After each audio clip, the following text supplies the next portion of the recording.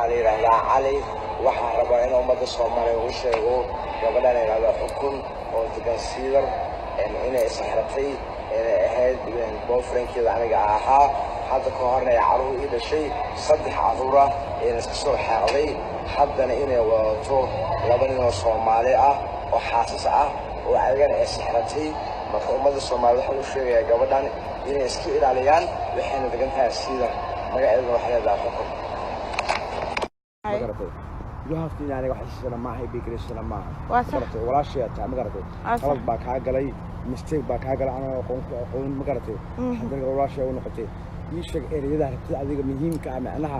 aniga been ma fiicno intuu dhahay walaalo been intuu dhahay asaga wuxuu kugu yiri inaa cadeysid dadkan la ana u baahan aniga ma aha waxa afkay kaaga keensanaa. Mi fahanti. ninkan ku sheegtay inuu ogaadeenka yahay oo jiiska mise isku taqaantiin horta ii sheeg maalintii intee isku aragtay okay magaalada isku aragnay ninkan Umar baa saaranay muxuu ahaa wuxuu ii sheegay macnaha in aad taxriir lahaydeen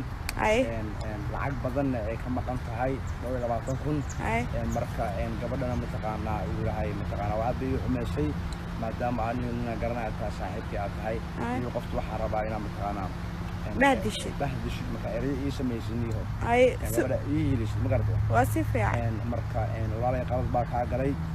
qofka garanaya ma tihid wuxuu ahaa gabar waasha tahay midda kale waxa tahay gabar adeertaya oo Umar Maxmuuda been buu ii sheegay ninkana waxa xataa qabil wahayn buu ii sheegtay in ogaadeen buu ii sheegtay ogaadeen ma qashinka ogaadeen ma gaari magacana waa badashay macnaha أول قيل حتى العب يسيء معناها ما قوسي $400 إلا $400 هاي هو هالكيها بينكي ولا قدين ما قيل اسم سبار بجوك بينكي باربا شغلي أنا وأنا قيل إني حق الساعة لك بعدي مركاني مهم دوين وحرباينا يراها معناها فالكانوا كلوا لي معنا سمين غدا كان بدن بتشوي غدا الصومالي إلا يقربها قبل ولا شيء أما الصومالي أنا كم حد بمعنى متقانا معنا عيسان مركب أدبان أودردي وانا فوضي مركب هذا جرين باب بحنايا اللي هذا نكاسنا الله حال كميو دبوا الله ونيو مجا ما تقانتا والله مجا عيو صدحنا مجرنايا لكن مجا حكم بيشجع ما أنت يوكو على سعرك تلاذر حكم الدرالي جلي مرك إيدك كذا بيه هلا ذي يا كداونا عيو إدوين كيا كداونا عيو والله ehelkaaga xabarooyinkay kulligood abtiintay kulli waa lagu wada jiraa meesha kulligood waxa la gelinayaa waxa la yahay hada walaal qalad baan sameeyay waa qaldamay qaladkaas oo bisbal u sheeg wuxuu ahaa ugu dhac wuxuu ahaa qof aan garaneyn oo mataqaana waxba naga dhexaynin ina mataqaana ku imaaday ana ku xumaado maadaama ninkan uu yiri gabadha way xumeysanayo gabadha ila xumeey marka asaga soo raaco marka qalad bay ugu ahayd waana dadagay waana fuudaado maxaa idhaysa erayadaadi maxaa kamid ahaa erayadeeda waxa kamid ahaa waxyaabo badan hadda qaarkood macnaha amaan iloogan waa xasuustaa aan dhahay macnaha muxuu ahaa gabadha macnaha boyfriendkeeda ahaa way saxirtay muxuu ahaa صدق حرور بس سو حاضي exactly دفعاً وحاسنا معنا واحد لكن سوا معهن ووضع صير يسميني هو إلى سمي وحاول يسمينا معهن مركوحان وأركا إلى ذي فوضى أكو واحد قلت بي على عدقن كاجي أسلوب تادي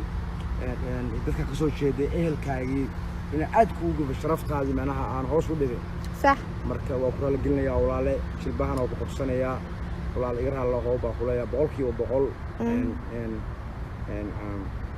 وحال نقول دونين إن شاء الله وحال نقول دون ولا الله لقيك قبت أنا لو جيدو لقيك هذا صفي عن لو جيدو حبك السنة هلا ولا ما شاء الله ما شاء الله سو جيدين الكاميرا ده ما قاعد محوها والله ما قاعد وحال هذا رنتوا وحال هذا عيسى وحنا هنا اسمه محمودة ما قاعد علي ماهن هو قبلنا درسي وانا كوقفي وانا على قلنا ادبر ولا قلنا شرفي وما قلنتي ولا يرها له بقولك وبقول ولا معه ما سنتاي نكان وويلكي عجلك iga duubay oo dhahay ciyaalay dhashay saddex ciyaalay dhashay waxa igu soo diray Cabdixakiin Nuur ninka la dhahayo jiiska curyaanka maasacagalayda madaxay calool qariiska uraaye marka waa heshiinay abo waa mahadsantahay Ciiso haddana waa ku celinaya aad iyo aad aan ku salaamaya waa u mahadsantahay waqtiga ay siisay إلهك مهد عليا آمين أنا قلنا عيبتنا الله استروي عيبته والد كين آمين والله معناها مقفنا وحوا مقفنا وإله واقفنا واقلدنا مركا وحلو نقدوني والله مركا ومقل انتد معناها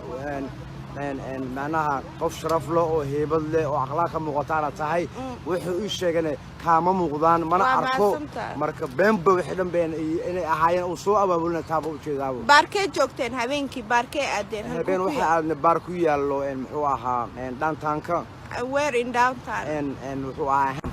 إن كبعدنا وصولنا من حافظة إيماني إن شاب أوفر السنة واقعيلني مركا إن قريجيس apartment تيجيس ما قوى and what 3 or 4 jeclahay wadada saddexaad waaye lambarkiisa waa haya magaciisa waa haya facebookiisa waa lambarkiisa telefoonkaaga biiga tusini kartaa umada la rabo anina oo xaqiijiyo ninkan waxba ugu mabaani hadda fiirinaya walaal lambarkiisa hadda fiirinaya kaada ninkan ma aqaan wiligay ma arkin maanta sida ay u ka horeysan ninkan uu aqoonin absaso igu noqday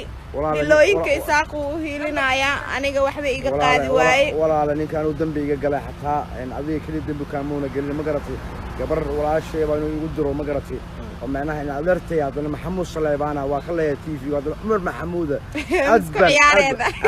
adban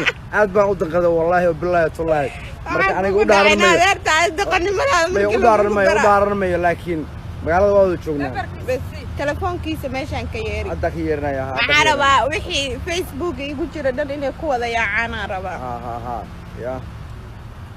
marka waxyaabo sheegay inta ka sheegay ma laakiin waxyaabo badan oo qaldan buu sheegay macallin baa galay lambarkiisa oo kaasa waa bedel magaciisa taa kaasa lambarkiisa waa 612 806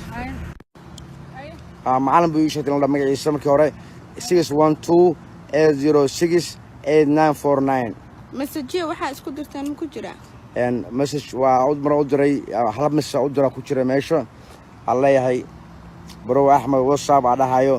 taasiid hal mar waaye asan wax iimu soo dirin laakiin way soo wacay daawasiisa mar kale nagu celi bal waa kaas lambarkiisa walaal numberkiisa waa kaas 612-806-8949 waa numberka uu ku qaraabto ma fahamtay marka abo waan ka tageynaa hadda insha Allah waqtigii ay la qaadato waa maasan tahay dadkana maadaama beenta laga sheegtay waa ku maasantahay inaa u xaqiijisay waxaan ahay aniga ma noqonayo waxaan ahayn garaacyan hadda iska soo xaaqaynay de sidiina magaciina kuma noqonayo nin inta soo qabsatin duruuqyada marka boon wasaasan ku leeyahay absolutely nabadaan iga tageynaa kulligiin waan wada salaameena uu soo diro dhilla